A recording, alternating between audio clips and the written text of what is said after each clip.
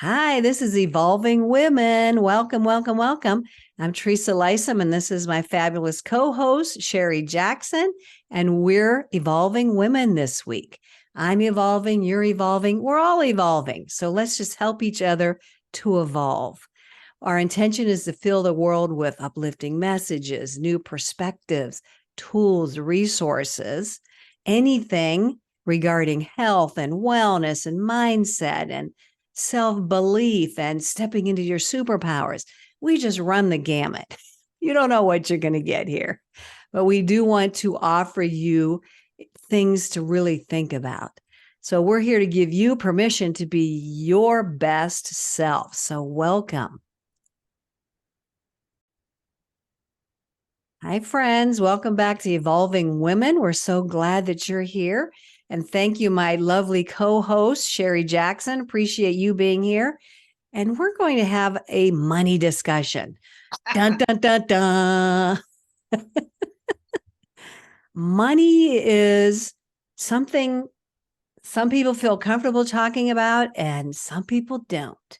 Some people just brush it aside, and some people love it, and some people hate it, and some people don't feel worthy of it, and some people use it for good, and some people use it for evil. So there's all these emotions and beliefs tied up in money, which is so weird because money is not a real thing. What the gold standard? I mean, we haven't adhered to that in how long? Oh, I know, for years. And evidently other countries don't have that in place neither. So from this information I'm looking at right now, there aren't any countries left that use the gold standard for their money system. So it is totally on what we believe the value of those dollars are, or those coins. They mean nothing. They're just paper and metal. But It's yet totally an agreement. we have learned to attach emotional value to this paper, and it causes so much suffering and grief and strife and things that we don't really need in our lives, but it's all around this made up money, this whole concept of money. And that's what we want to hash around today. And if it's something new to you, again, allow us to plant a seed, think about it, chomp on it, and see what conclusions or ideas you come upon for yourself. So I just want to start with money is a neutral thing. We already said there's really no value in it. You know, you look at kids, they say you give them $10, they have no clue what that's worth because they haven't bought into that belief system yet. Like, oh, you're giving me a piece of paper. Oh, goody. Do You your know, kids even know what money is? yeah, I know. I mean, there is an age where, Credit cards and yeah, they don't have any concept of that, but we're like, oh, we're going to give them birthday money as a 2-year-old. Like, okay, they'd probably rather have a toy or something or an experience, but not the money. And then they gradually learn that money has some value because that's what they're taught. But if money has no value other than what we place on it, then how come everybody has different amounts of money coming to them and live with a different amount of money? Did I already say that? You know, like we see people with different standards of living, and we wish we had that much money so we could live like that. Well, how come we don't? How come we can't see ourselves as having that amount of money? It's just made up stuff. so what you're saying is it all comes down to an agreement. Yes, an agreement of a value that we are giving this piece of paper or this coin. And if we all decided not to have that belief in that value, Right. then it would be meaningless. It would be nothing. We just have these piles of paper that mean absolutely nothing. Or credit cards. Or credit card. Yeah, now people don't even use money. They use credit cards. It's just a piece of plastic. It's a piece of plastic. plastic, piece of plastic. And we use it in terms of an exchange of energy. Like if you do something for me, then I'm going to pay you either with my little piece of plastic or some money or whatever, Venmo, there's all kinds of ways of doing it now. But we don't even see the money most of the time. Right. Exactly. We're just like transferring numbers back and forth between accounts and between people. I mean, when you think about it, isn't that bizarre? It's very bizarre. Like somebody, from another country or somebody that was not from this world, if they came down to see what the heck we were doing around money, like they would probably be like, what are you guys doing? Like that is just the craziest thing. Yeah. Like, wow. Like it's just really, money is just a really emotional concept, even though, again, it's just made up. And then if you think about money as being an energy, because I'm exchanging my energy for you and you're paying me, I'm giving you a service, right? It's an exchange of services, an exchange of energy. So if we think about money as just being an energy, then for me, that kind of gives me an easier way to grasp it. And what does that look like for you? I don't know. It just helps me. It just helps me maybe accept it more or be more open to receiving or to be okay with giving it. That exchange, that back and forth, because that's what money is, a back and forth exchange. But it's just so weird that having money conversations can be so uncomfortable. How is it for you guys? There was a guy, I forget who it was, that I was listening to recently, and actually you might have sent it to me. The concept of money. So say I have $100 and I take my friend Teresa to dinner and it costs me $100. I give the server $100.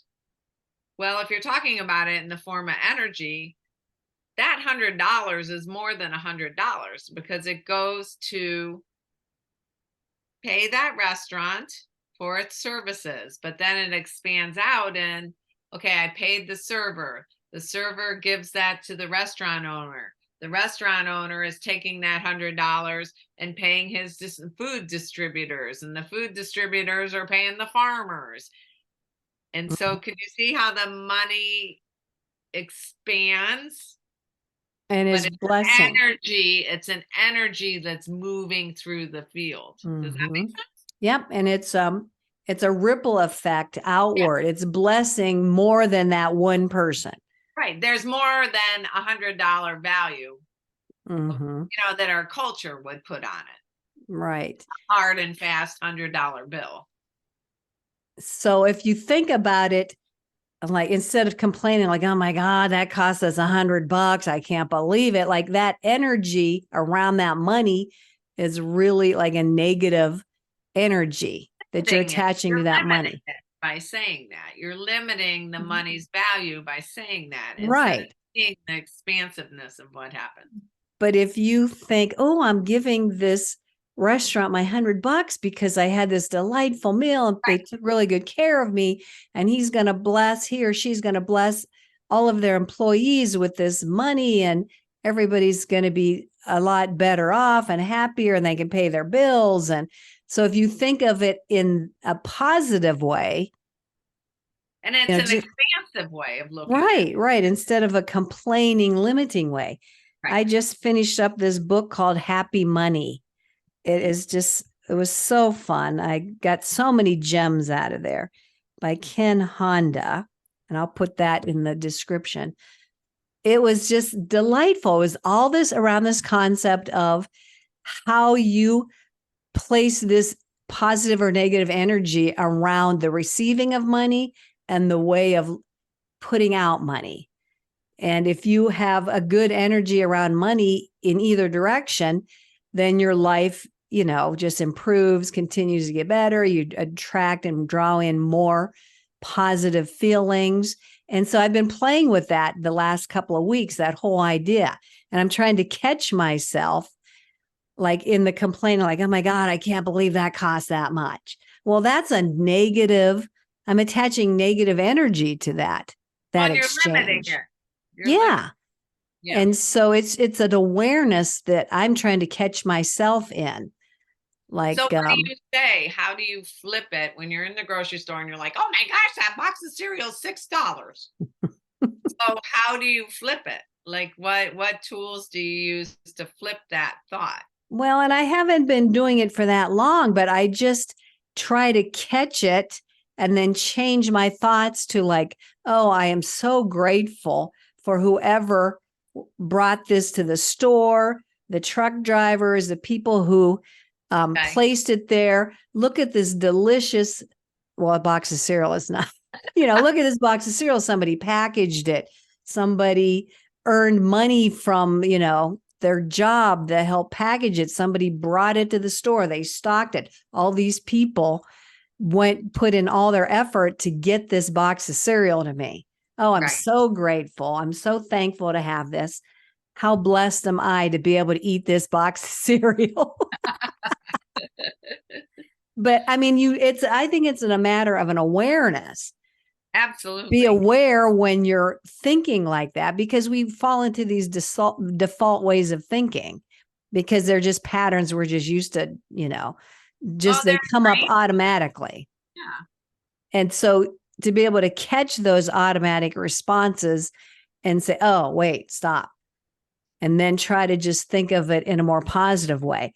But it's just something to play with. Think about like when I'm writing out a bill or paying whatever, a credit card, sometimes it's very agitating for me, depending on the size of the bill.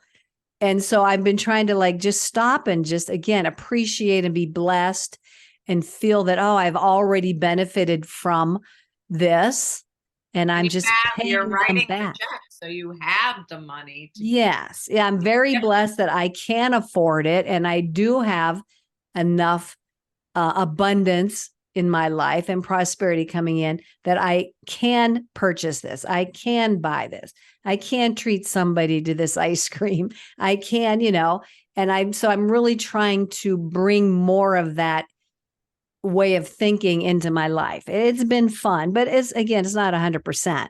We're never 100% at anything, but it's a practice and you're getting there. You're aspiring for it to be I'm getting there. I'm getting there. So just something to play with, just an idea and maybe really think about how you view money. Do you view money in a negative way? Do you view money in a positive way? Is it a comfortable way of thinking about money? Can you comfortably talk to people about money, or are you afraid to talk to them about money? Like these are all things that we can all think about and then decide if we like there's a whole idea. Kate Northrup, her whole thing is relaxed money. Have a relaxed relationship with money and evaluate your relationship with money. Is it relaxed or is it agitated? It's not something we think about because we're just stuck in this, again, automatic default, just go through, pay the bills grudgingly. And then you had spoken in another podcast about your job. If people thought about their job, how are they receiving that money that they're earning from that job? Are they in love with their job? And so I guess I don't know where you're going with this as far as the money behind it. Well, yeah, like the mindset, like if you love your job and it's, you're happy there, then you're earning a happy source of money. So your money has these positive vibes around it. If you hate your job and you grudgingly go and you're just there to get the money, like what kind of energy is that putting around that money that you're receiving? As far as how I take it forward from there. Right.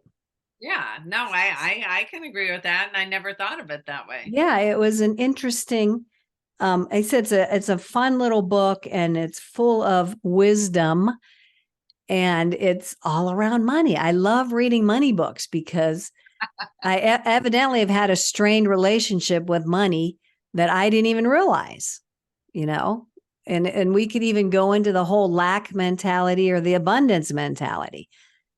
I don't know if that's appropriate here, but if we think that there's never enough, then does that play out for us? There's never enough? Or if we think that we're always being blessed with more than enough, then is that going to play out for us?